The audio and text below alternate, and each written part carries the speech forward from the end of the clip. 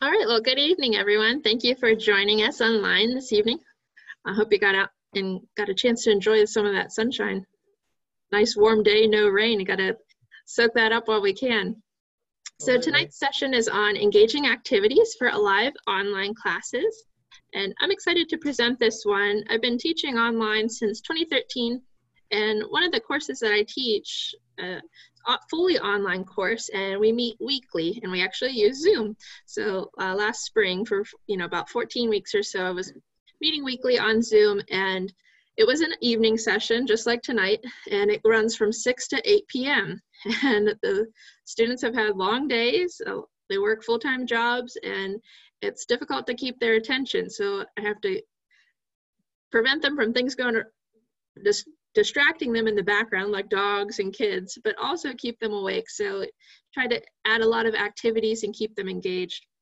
And I find I really like it, and I find opportunities to make them all participate, which I don't always have the time for in a face-to-face class. So I'll share some of those with you, and if you've been presenting online or meeting with your class synchronously, you can share some of those throughout the session tonight as well. So I like that everybody's on web camera. I always encourage that. And in a small group tonight, you're welcome to unmute your microphone if you have questions. When we presented this on Tuesday, we had about 30. And when I have that many, it gets to be a lot for a live session. So usually I tell them to mute their microphones and type questions in the chat. But tonight, if you have a question or you want to chime in, just unmute your microphone and we'll be able to handle it that way. And I actually enjoy this better because I get to hear you guys. And I don't feel like I'm talking to myself. So our agenda for tonight, I want to go over 3 areas for preparing your engaging live classes online. And the first one is just reviewing some steps to prepare. And in there we'll have a couple activities to get you engaged, asking you some questions, talking about web camera setup. In the second part, we're going to talk about engaging students in the first live class, and that's where you set that climate and set that environment for those expectations. For example, if you are expecting them to be on web camera, setting that expectation on the first day of class. And if you have ideas for online icebreakers. And in the third part, designing creative activities with the virtual tools. So share what the virtual tools are, and then how can we be creative with what we can use in an online session like Zoom. All right, so we'll do some quick introductions here, and let's just use microphones for this one. So normally I'd have you type this in the chat, but I'm going to change up my directions here and just have microphones. So if you want to jump on microphone, and you can tell us your department, your current city, and if you've been using Big Blue Button or Zoom, and I'll call on you, and Cindy, if you don't mind starting. Sure. I'm in the nursing department. I live in, my address is Duncansville, but I'm actually just outside of Newry. And I used Big Blue Button for the second half of spring semester from my live class. And I'm getting acquainted with Zoom as a participant. I'm anxious to learn more about Zoom as the host or the leader. Because on my fall classes, both of my fall classes that I'm supposed to teach have always been face-to-face, and they're both going to be online, and they're tough to put online. They're tough face-to-face with the students, so they're going to be tough to be online, so that's why I'm here to hear you. Okay, and both Big Blue Button and Zoom are great options, and we'll share some ideas for both of those tools as well if you're deciding which one to use. But you may have to tell us more about why, your classes may be tough in particular. From what I'm understanding, the plan to try to distance students, we were asked to put as many classes online as possible. So the first one is a 3-credit leadership management. It's totally theory. It was set up as a 3-hour face-to-face course. That was always tough because 3 hours face-to-face is a long time. And so I've at least asked them to split it into 2 45-minute sessions. And then the second one is a community health course, which is a clinical course. Fortunately, we have been using for the past 2 years an online virtual tool where they have some opportunities to do clinical things virtually. So I've just been kind of assigned to do these 2 courses that have always been face-to-face online to address the distancing issues that we're going to be facing in the fall. Sure, and I know we're all trying to brainstorm Right. for some of those fall Right. class experiences. All right, thank you. Kelly, do you want to share? Where are you located right now? Well, right now I'm located in Johnstown, and I teach in the biology department, so I teach the anatomies. The tools that I've used online, like Cindy said, I've been using Zoom as a participant, so I'm kind of learning more as I go. But I did I tried using just Google Hangouts without the actual meet where you just type back and forth with a student, and that didn't really work. So I kind of taught myself how to use the Google online meets. Justin kind of explained it to me briefly, like through an email, but I did that mainly. My classes were asynchronous when we went to kind of the remote learning. With 60 some students in anatomy, I couldn't figure out how to best get them all online at one point in time. So I just kind of used the Google Hangouts meet, like if students needed to meet one-on-one, and I did like just live review sessions, like for whoever could make it, but that's about my extent. Okay, and 60 is a lot online for a synchronous meeting. 20 is about my max, I think, for my live meetings. Mine are going to be like that in the fall too. I think one class right now has 30 and one has 31, so I have to figure out how to. Okay, the nice part about Zoom is when you have the gallery view, it'll show about, I think, 25 web cameras on one page. And when we had 30 the other day and I had to go between 2 pages of web cameras, it was getting to be a little bit much. The reason I won't be covering Google Hangouts or Google Meet tonight is that they don't have some of the classroom features that we're going to use to help with interaction, such as polling in breakout rooms. But it is a great one for small group meetings. Yeah, that's the easiest one for me to kind of figure out very fast. Sure. All right, thank you.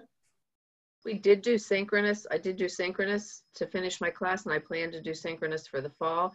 I had 31 finishing the spring, and they were sophomores, and it just felt like all the time I was talking to no one because they didn't want to put their cameras on. They didn't want to talk. They did. Yeah, it was kind of strange. And you don't have time to, if you only have a 50-minute class. Well, I had a 2-hour class with them.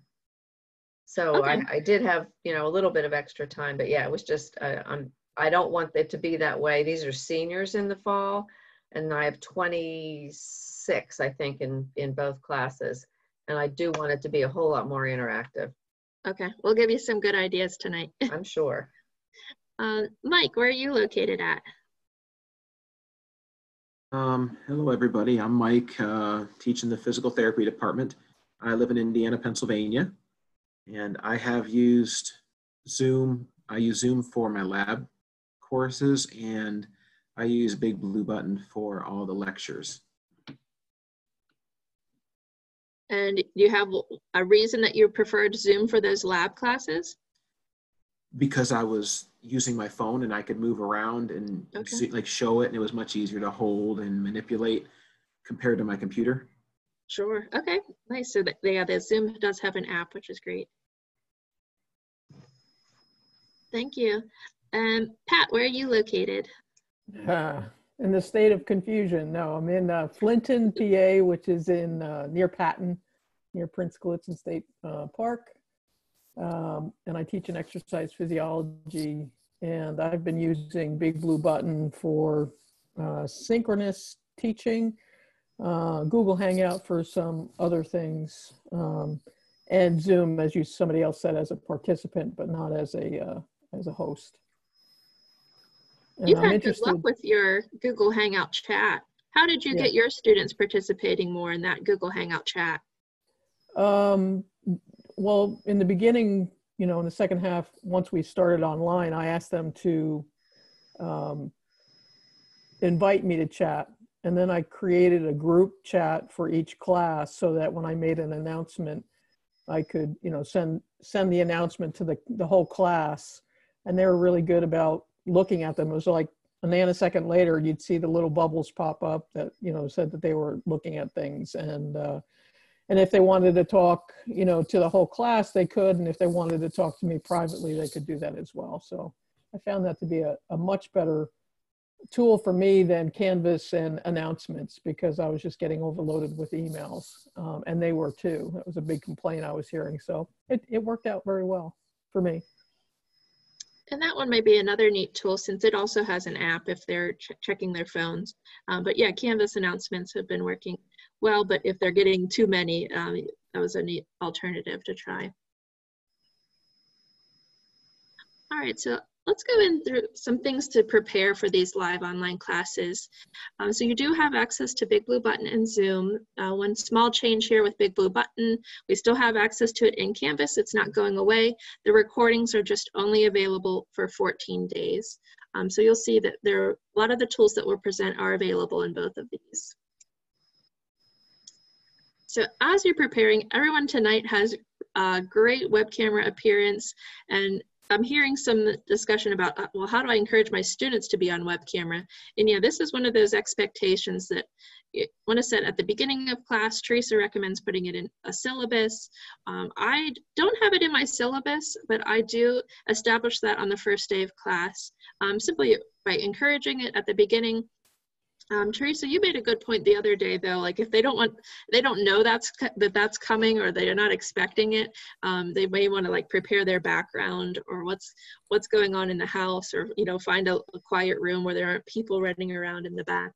So yeah, you may want to give them a heads up that you're going to be expecting them to be on web camera, so that they can be dressed properly and ready to go. Just in case you don't already know this, down in the lower left corner where there's a little pop-up button beside your webcam button, you can go under video settings and change to a virtual background that isn't your home. So if you have students who are uncomfortable showing you their home, you can show them how to set a virtual background, and they can go into Palmland or outer space, or even the Brooklyn Bridge. And I think you can also upload custom ones, but we haven't figured that out yet. Oh, that's easy. You can just click the plus right in there when you're selecting which image you want. There's a little plus on the right-hand side. So now I'm in San Francisco on mine. They work great if you have a solid background, similar like uniform lighting throughout. Yes, otherwise you kind of look very pixelated, as if you're from outer space or something. Yeah, so on the slide here, you can see that here's an example of one that looks a little bit better, where her background is pretty uniform throughout. We've had some creative uses for web cameras as well. So using web cameras to point down to a piece of paper, or using your phone as a little camera to point down to the sheet of paper where you could write out or solve a problem or draw a diagram. Other unique cases for web camera uses have included the ASL programs. Mike, you mentioned you're using the web cameras there. Anyone can chime in the chat if you have some other creative uses for the web cameras. I've seen some of the physician assistant program. They kind of set their web camera back, and they have an exam table and like a family member, and they're kind of demonstrating some things that would have been done in those labs. And maybe, Mike, that is similar for you. Yeah, that's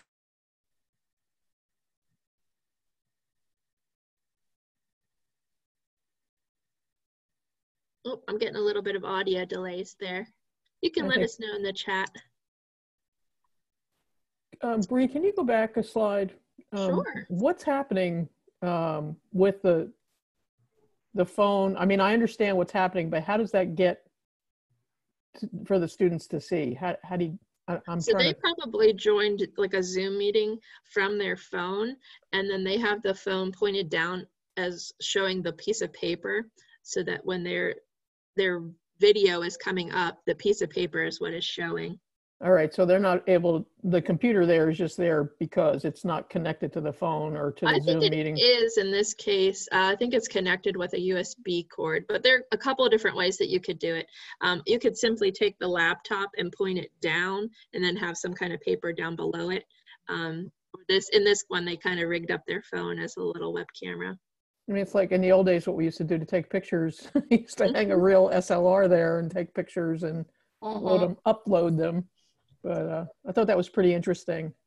I actually have an external webcam that's on a USB port, and it's it's just sitting on top of my monitor and I can pick it up and move it.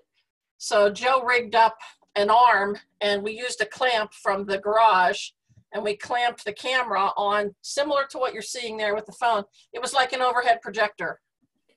Yeah, and that's, I'm interested in something like that. I think it just adds another, well, maybe another layer of complexity, but I think it also adds another layer of flexibility in how you can get out of the whatever the PowerPoint or Google Slides. I don't know, or if you want to do something on the fly, you know, you want to write something down and answer questions that way. I'm interested in following up on that. Yeah, Joe was doing math problems, calculus. He was teaching calc. He actually did all his study sessions that way. Okay. Yeah, sometimes writing it down is easier than trying to write on the computer screen. I'm trying to think of ahead for the fall. I'll be teaching functional anatomy, and we do a lot of skeletal things. And if we're not in the classroom, I'm going to have some way. I'm lucky I have a skeleton here, and not the ones in my closet. But I do have a real skeleton that was given to me by a colleague, but I want to figure out a way that I can show the students the real, you know, the disarticulated skeleton, and that seems like it might be a good way to do it with the, you know, the camera that you were talking about or a phone. Okay. Yeah, you could even be able to point to things more specifically. Well, yeah, like if it's laying on the table. Some other preparation tips. One tip on here I want to point out is preparing these kind of questions and activities ahead and then telling the audience which tool to use. So for example, on this slide up at the top, you can see I have in the chat. So you don't have to put it on the slide. If you're going to have a lot of different activities or a large class, I do recommend you could put it on the slide. But if you're not putting it on the slide, at least just say it out loud, because what I see happen in a live online class is the instructor will say, does anybody have any questions? And then the students can reply so many different ways. They could just be quiet and just raise their physical hand. They could raise their hand under participants. They could type their question in the chat. They could, there's so many ways. They could click yes or no if they have a question. So if you do ask a question, especially something general like that, does anybody have any questions?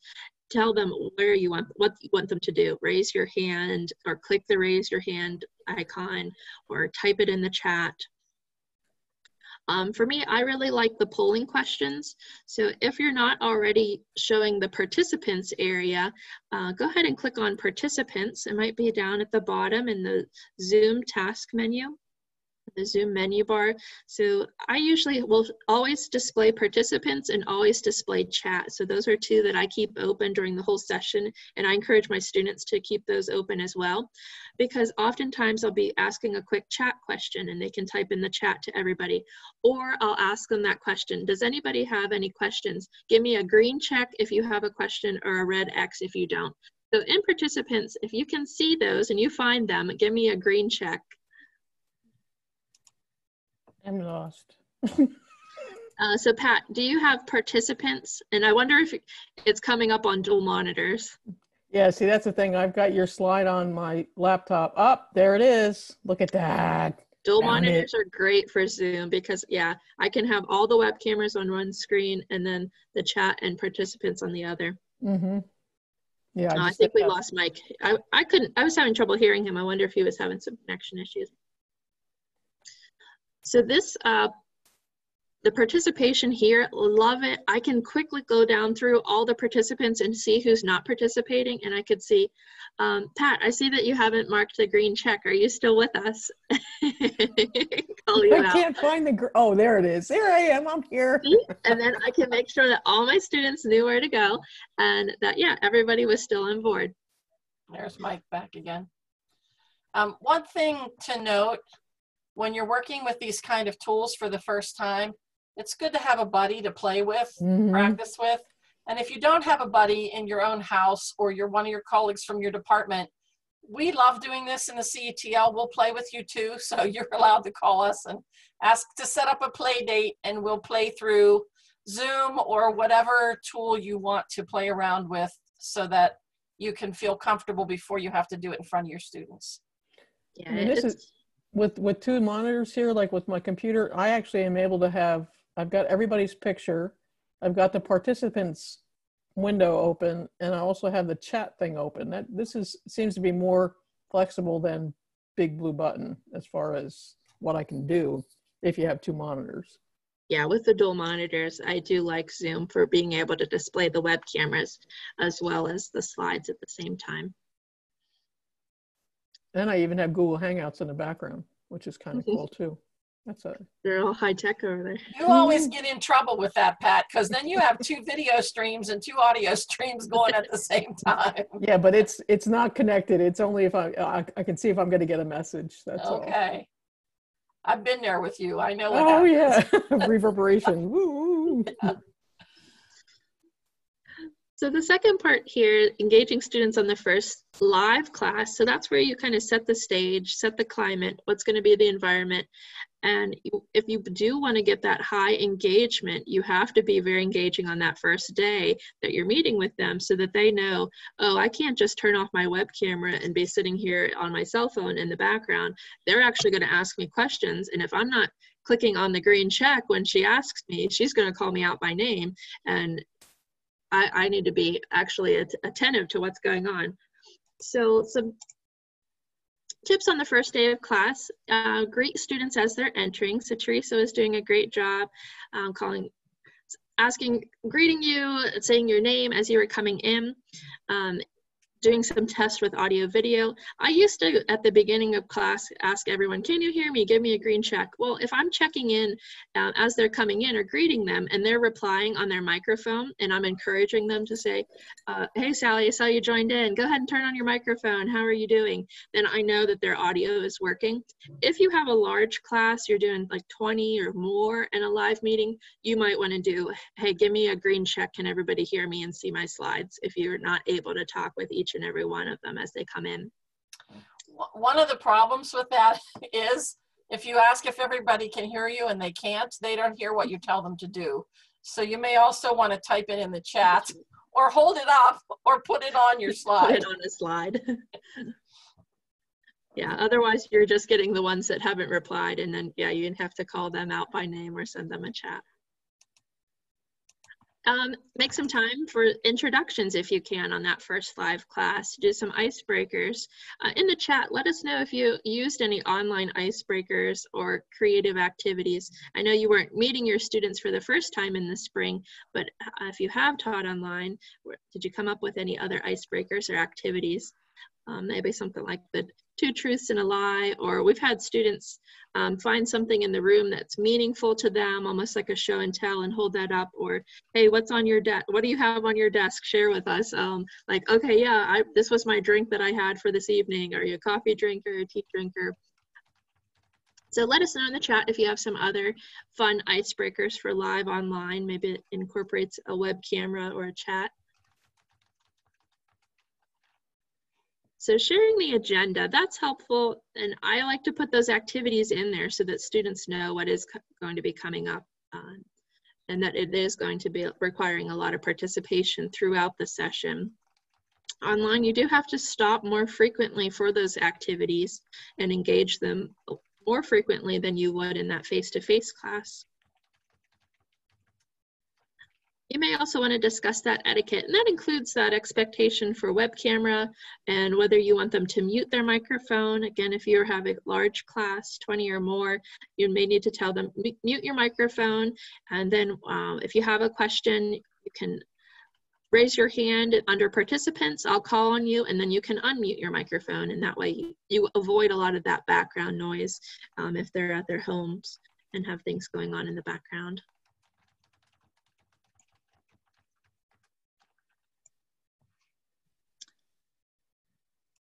I'm not seeing any ideas in the chat for icebreakers.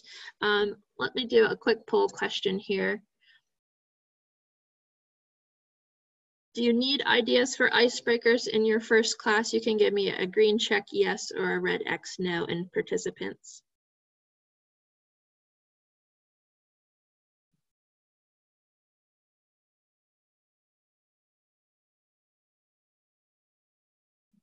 All right, so I'm seeing a couple yeses.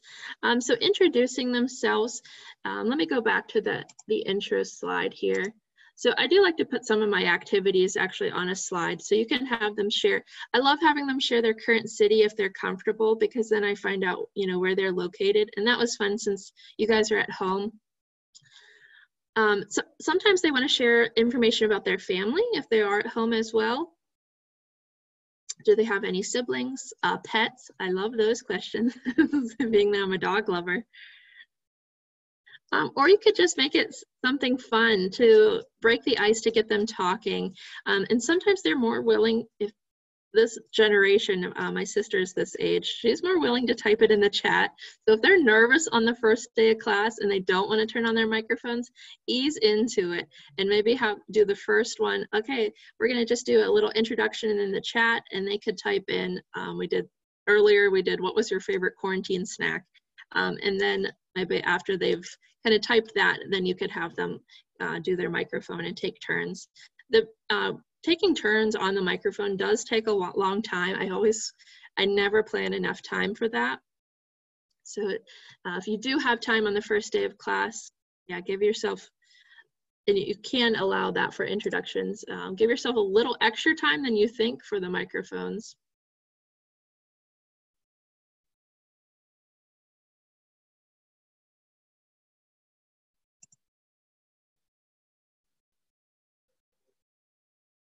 All right, so we've gone through those first two parts. Going to gauge how we're feeling tonight. So it's almost 7:30. So I'm going to have you click participants, but we've just been using the green check and the red X. So this time I want you to click on more and let me know, are you feeling tired? Do you need a coffee break? You can use the coffee emoji, or are you feeling good? You can give me a thumbs up.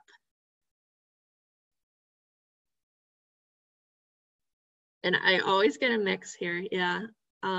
When it's a 7 o'clock class, a night class.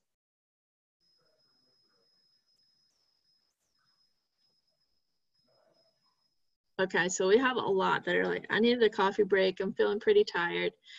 You get zoomed out. a lot of web camera use and looking at a screen these days. And I do this same activity with my students, especially in my 2-hour class at the 1 hour mark, or sometimes if I see them on their web cameras, they start, you know, resting their head on their hand. I'll do this sooner and jump to that slide. And I'll say, okay, how are we feeling? Do we need a break? And I could give them a break, or I could say, hey, we're gonna do a little stretch break, but we're going to do it all together. So instead of letting them leave for 5 minutes and come back, I'm going to do a quick stretch break all together. So on this one, we have them doing some neck rolls, neck stretches, and I'm actually going to have you stand as well. So I'm going to adjust my web camera. If you're wearing pajama pants, that's okay. We won't judge you for pajama pants. My little Bitmoji has been updated for quarantine with her pajama pants and slippers and her dress shirt. All right, so I know the standing is hard because I'm demonstrating a bad web camera angle, but we're gonna all stand. We're gonna put our arms out and do arm circles. And if I wanted to get them talking and they were being quiet, I would also have them do a vocal warm-up while they're doing arm circles, and they would say red leather, yellow leather, and try to say that as fast as they can. They would be on the other end going red leather, yellow leather, red leather, yellow leather. And that's a great vocal warm-up if your students are shy or if they're getting ready for a presentation. Look at all your Penn Staters over there. Yeah. Thank you. All right, you guys may sit down. Thank you for participating. I honestly like that. I sit so much, especially in these online classes.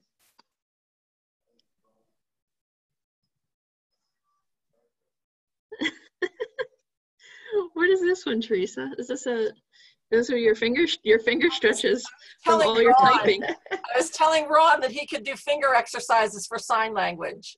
They could do finger exercises.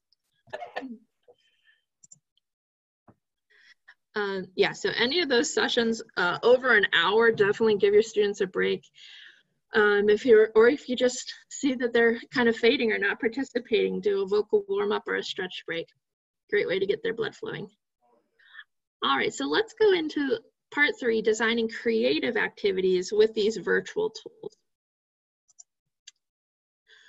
So this is one I'm excited for you guys to test. I couldn't test this on Tuesday when I had 30. So now that we have a smaller group, so I was trying to divide it between last names N through Z when I had like a larger group. But for tonight, we don't have to divide. We're going to let everyone try the annotation tools.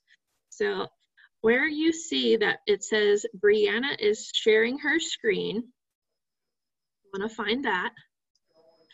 And you'll need to click on options or click view options and annotate. Where are you seeing that? So you want to look for where it says Brianna is sharing her screen. Do you find that one? I see share screen. Do you see where it says Brianna is sharing her screen over my slides? Look at the top, Cindy. Oh, okay, there we go. Okay.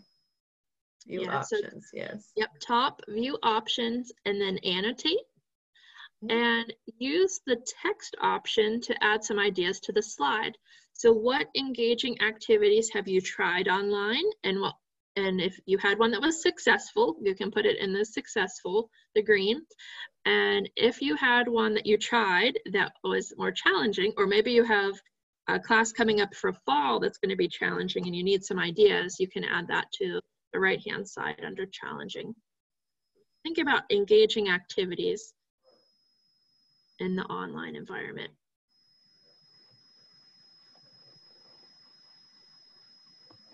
And these could be things that were in a live class, or maybe just that were in Canvas, asynchronous, like a discussion board.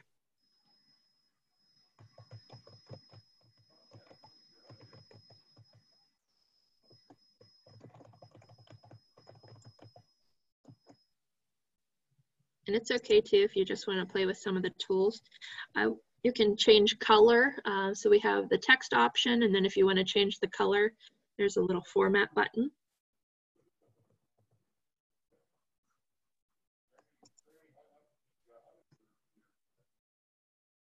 And don't worry if you type over somebody else's comment. Whoops.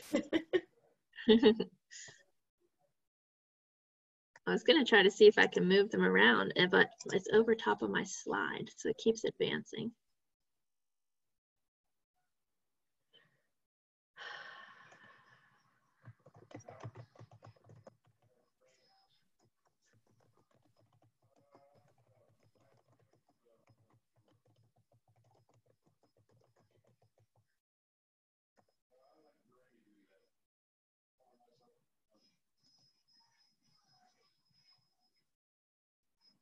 All right, so I was reading down through some of these activities that were successful for you: discussion boards, compare and contrast, brainstorming ideas. Did you do the brainstorming in a live meeting, or did you do that somewhere in Canvas? You can hop on microphones and let us know.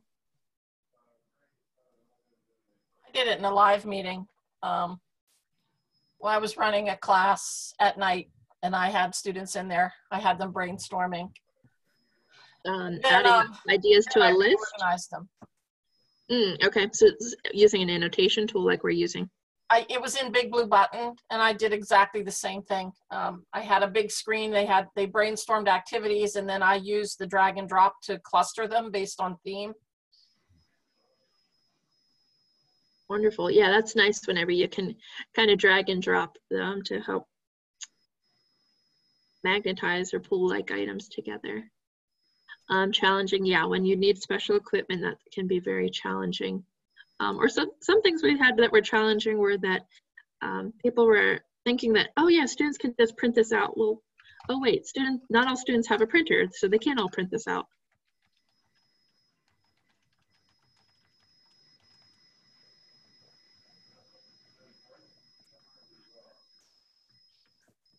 And discussions, whether you're deciding to put those in a live class and trying to get them to talk with you live and encouraging them there, or yeah, the discussion board can be challenging as well if you're not getting that same level of conversation that you got in the face-to-face class. I did that session today and that was really helpful, but you still miss there's a lot of discussions that go on in class regarding the topics too that I'm looking for ways to deal with that. So Cindy, are you talking more about like side discussions, like when a student asks a question or a student's talking to somebody next to them? Yeah, well, a lot of the topics that we discuss in these senior level classes, you know, we try to make the class a lot of discussion, not just lecture to the topic, but then, you know, issues that they've come across clinically related to quality care or related to errors in healthcare. So yeah, both. Okay. So yeah, so I there do may be use discussion board in the experiences. class, and I got some good ideas there today too. Okay. Yeah, the senior level students or even graduate students, I find that they're more willing to participate with microphones. And maybe that they've just gotten to the habit of doing that over the course from the beginning at the end and gotten better at it. But yeah, getting them to share those experiences and yeah, maybe getting them to talk about what they experienced and then going into the question. All right, so this is an example of the annotation tool as well. And just wanted to show you that you can have students writing on the slides. Sometimes this is easier for me to read than the chat. The chat, if you have a lot of students, it can get overwhelming or there's a lot of scrolling and you have to catch up with the messages that are coming in. So I really like having my students type on the screen if they can and share comments that way.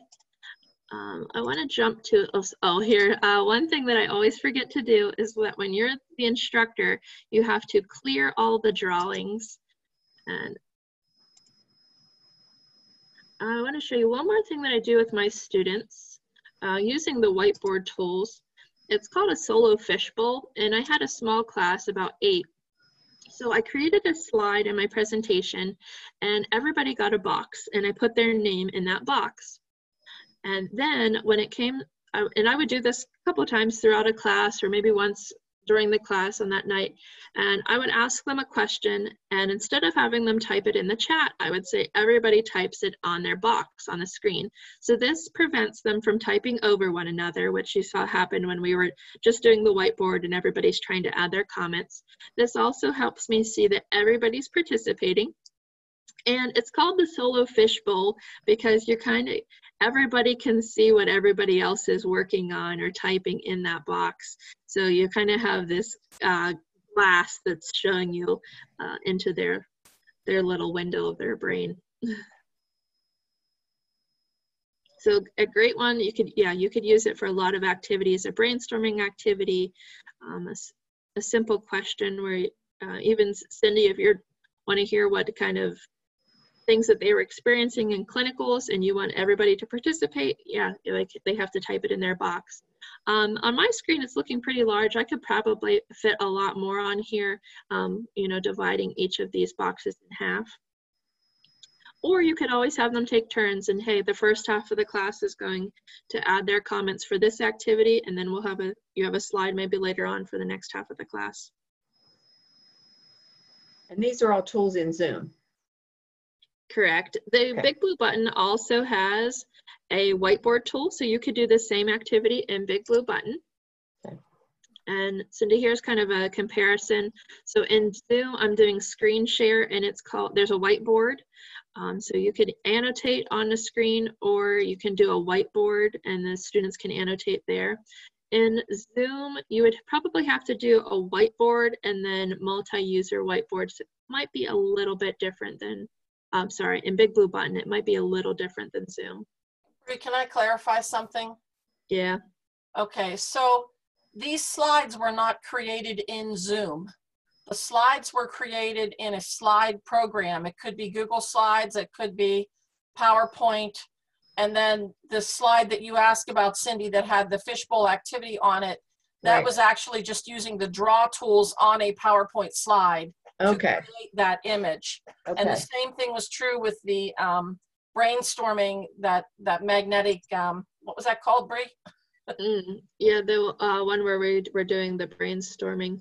The magnetic brainstorms, yeah. I call it magnetic. Yeah, those were slides that were created in the slideshow. Okay. And one of the good reasons for doing that is it reminds you periodically to stop for activities. So you don't just keep on Because Right. sometimes we get on a roll with our content because we love it and we know Right. it, and we forget to stop. Okay, so you do have to add the slides in PowerPoint or whatever. Exactly. Okay. Yes. Yes. And then they access the tool to do what they do on the slide. Right. The Okay. whiteboard itself is just an annotation tool on top of the slide you're showing. Okay. Thank you for clarifying, Teresa. Yeah, good questions. Yeah, a lot of times in PowerPoint, I'll just be adding a shape, or you could even use a table tool. All right, so we've talked about chat, or at least you've seen the chat. I haven't talked about it, but you've seen the chat. That's a great option to use. Let me talk a little bit about polling. So I'm going to start a poll question. All right, so poll question is popping up. What will be your primary use for live online meetings? Weekly class meetings, periodic class meetings, small group discussions, study groups, office hours, or other. Pick the one you will use it the most.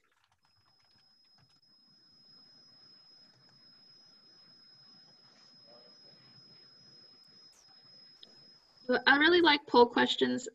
You see that I like the nonverbal, they call it nonverbal feedback, but those are the yes, green check, the no, the red X, the coffee or the thumbs up. I use those the most, the green check and the red X.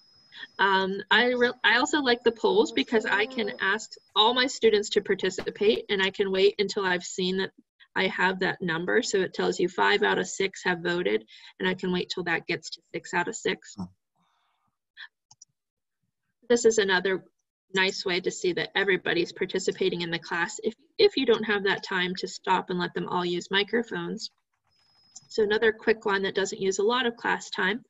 And then once they've voted or taken the poll question, and this could even be a test question. Maybe you want to quiz them and give them a question and something similar that they're going to see on a test or exam. How well were they paying attention to what you just covered in class, or the video that they were supposed to watch before coming to class? And then you can say share results, and no names are posted here. You can just see how many people selected A, how many people selected B, and we had a mix for this one. And so then, yeah, based on after you've shared those results, then you could discuss, okay, well, we had so many people, 2 people picked B. Why did you think that was the correct answer? Or address some of those quiz questions, or in this one, just a poll because I wanted to gather some information on, yeah, what was your primary use if you're meeting weekly or just periodically.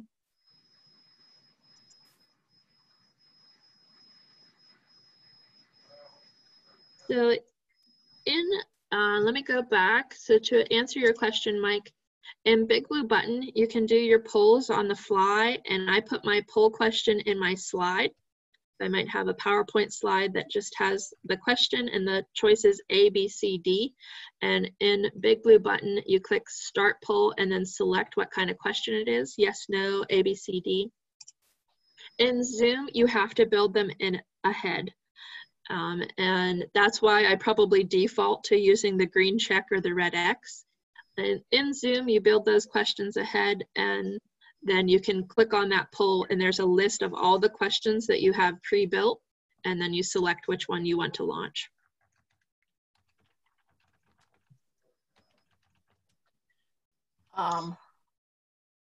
Just because we learned this yesterday, because I was doing work for Bree, she has 3 poll questions in here. And so I just created them, and I did not realize that if you put all 3 questions in the same poll, when you open the poll, all 3 questions pop up at the same time. I thought you could pick one at a time. So I had to go back last night and create 3 separate polls with only 1 question in each so that she could ask them. So just a little bit of a lesson learned on our end. That's actually good to know. Yeah, you could actually give them a little mini quiz with 3 questions right in a live class, all in the same poll. And you can make the polls anonymous or not. Okay, that's good to know. Yeah, there's lots of advanced features in here that we're still learning in Zoom. So after the session, I will be sharing my slides, and on a lot of these, I know that we're not able to show you what it looks like from the host. So my slides will have screenshots to show you, okay, here's the polling button that I'm seeing as the host that I can't show you right now. And here's the article that may have a video tutorial or goes through step-by-step, how do you create that polling question. And there's information in the slides for both Big Blue Button and Zoom. Also, just as a point of interest, you create the polls in your account, not in the presentation that you're running. So if you're running 3 different sections and you have different content for some reason, but you want to use the same questions, you can just pull them up from your account.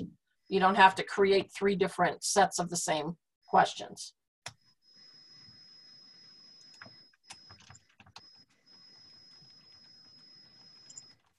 All right, so in Zoom, I'm also doing some screen sharing, and that's how I'm sharing my PowerPoint. So there will be some information on the slides, in the slides for that.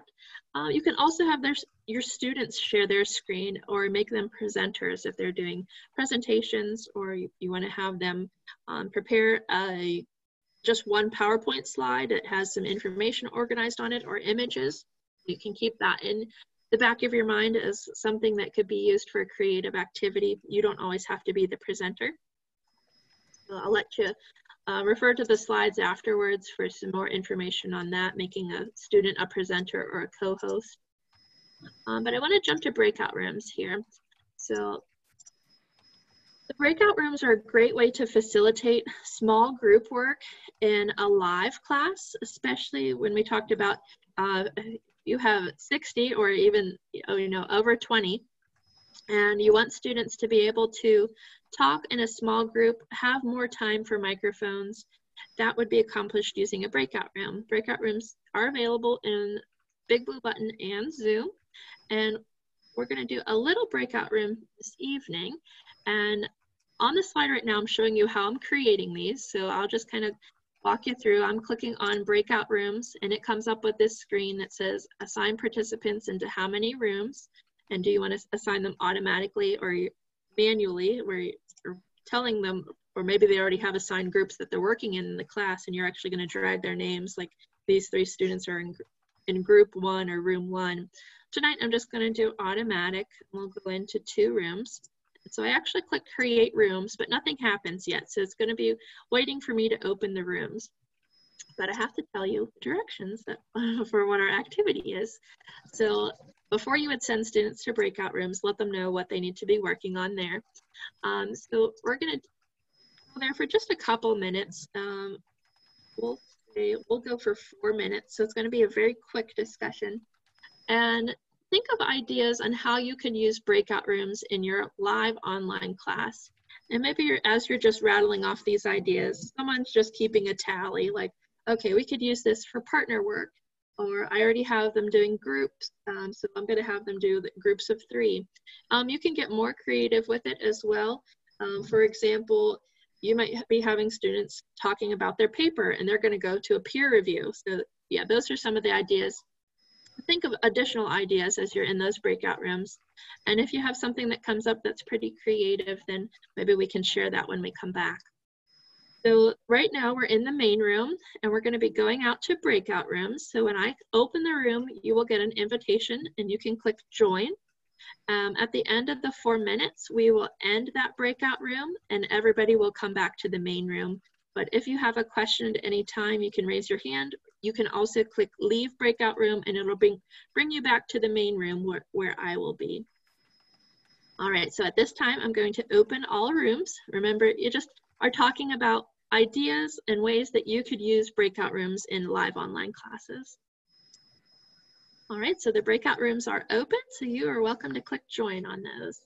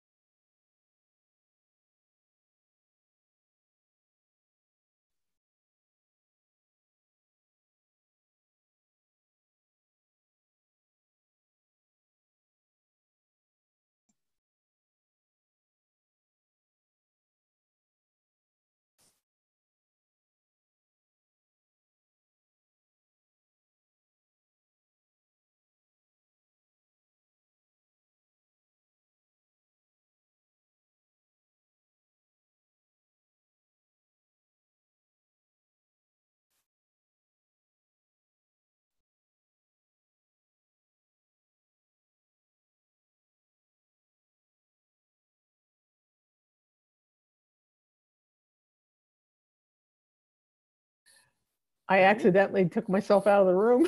That's okay. I closed them, so they're closing here in about 40 seconds. Okay. Welcome back to the main room. Mm-hmm. So now I have to reset everything here. So move everybody back.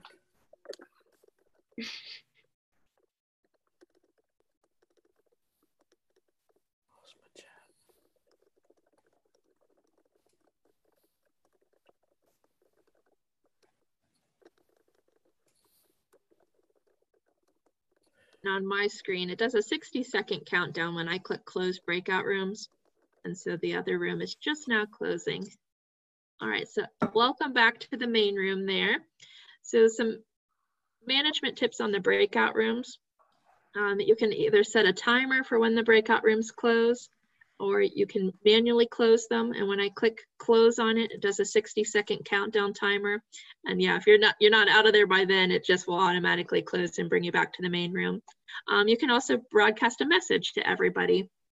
Or as the host or the instructor, you could jump into each one of those breakout rooms. So if you were sending students to a breakout room, maybe they're working with that group for 15 minutes and you're going to pop in to see how they're doing or answer questions. Or maybe you just need to broadcast a message and say, okay, here's the next question. Don't forget to answer this.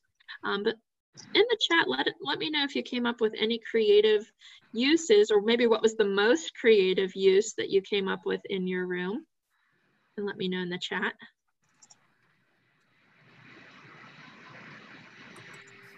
Yeah, correct, Teresa. If you wanted to join those breakout rooms, you would have to go into room 1 and then go into room 2 separately.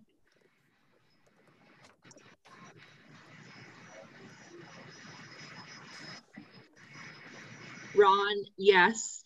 The host can see the students, the names of who is in the breakout rooms, but you can't see the breakout room at the same time. You just see the names and then you can jump in there. All right, so a homework check, okay. Any other creative ideas? You can send those down in the chat. Case studies, yeah, that's often a great group activity for them to work on.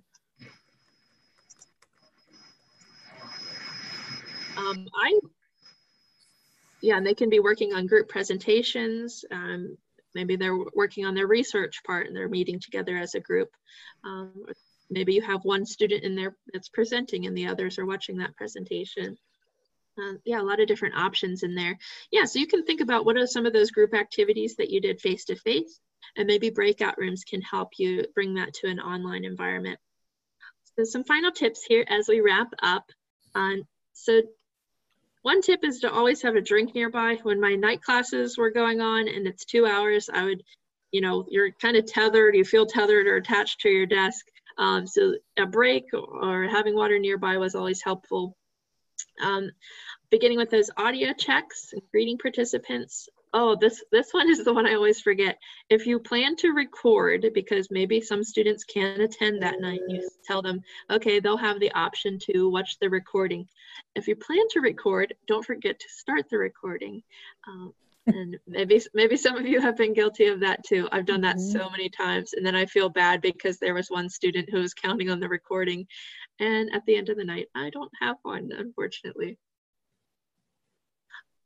Think about making it interactive and using these, yeah, periodically, maybe every 5 to 10 minutes here. And in my agenda, you saw that I had about 5 activities. So we had an hour and we had almost 5 different activities for that hour. So we were doing different things. It could be quick, it could be a quick poll, it could be a chat. The microphones do take longer, I find.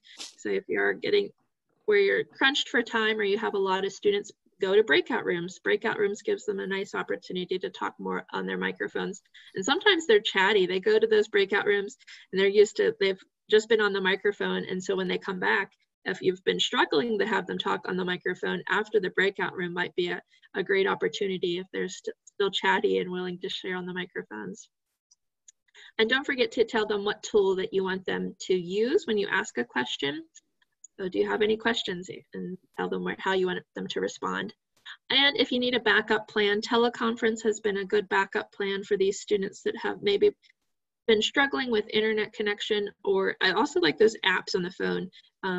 Mike, I'm glad you mentioned that. I didn't think of that the other day, but that Zoom app is actually a nice backup as well. All right, one final poll question here for the evening. How confident do you feel designing engaging activities for your live online classes? I feel confident and have gained new ideas. I gained ideas but need practice. I need more training for both designing activities and using technology. Or help, I'm panicking and need help immediately, maybe for a summer class.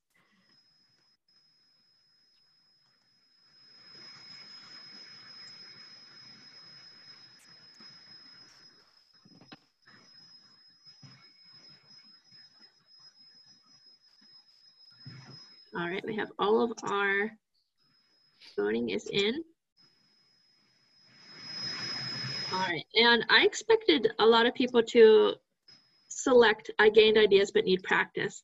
And I expected that because we couldn't practice with the tools. So this was mainly to help you get some ideas on what a creative, engaging class could look like in a live Zoom session and what the tools are that are available.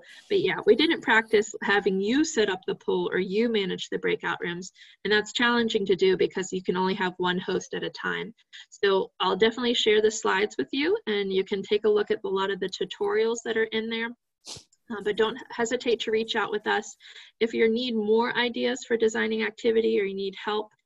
We love brainstorming with you. You can tell us, hey, what were you doing face-to-face, or what are you trying to accomplish? And we'll help you brainstorm to come up with more ideas to make that engaging in a live online session. And we can also help you practice if you need more of the hands-on practice with being a host and moderating a lot of those tools. I have a couple of things to add, if that's okay. Absolutely. The first thing was about remembering and reminding yourself to record the session. We have to laugh because Pat and I were laughing at this one night. She put a sticky note to remind her to record the session and probably ignored it, completely ignored it. So if you're going to do that, put it in a place where it's really obvious, like right in the middle of your monitor or something. Put it over your webcam. So you don't forget. Right there. So that sticky note to remind you is a great idea, but you have to put it in a place where you're not going to overlook it. And then sometimes these activities that you can integrate into your sessions duplicate the activities that we've presented to you in other workshops like classroom assessment techniques, student engagement techniques. Angelo and Cross have a wonderful book. It's gigantic and it's filled with ideas called Classroom Assessment Techniques, and they also call them CATs. But those are good for integrating all kinds of activities. And then there's another one called Student Engagement Techniques that is good for ideas like this. You can search them online. I think I bought mine for $10 on Amazon or something, and it was well worth it. The book is huge. It's at least an inch thick, and it's bigger than 8.5 by 11. So there are tons of ideas there. You might find an electronic version of it, or even like some kind of a list or index of the ideas that are in there if you really are looking for some unique ideas. All those things like 1-minute paper, most important point, muddiest point, compare and contrast exercises, categorization exercises, all of those things would work really well in this kind of an environment.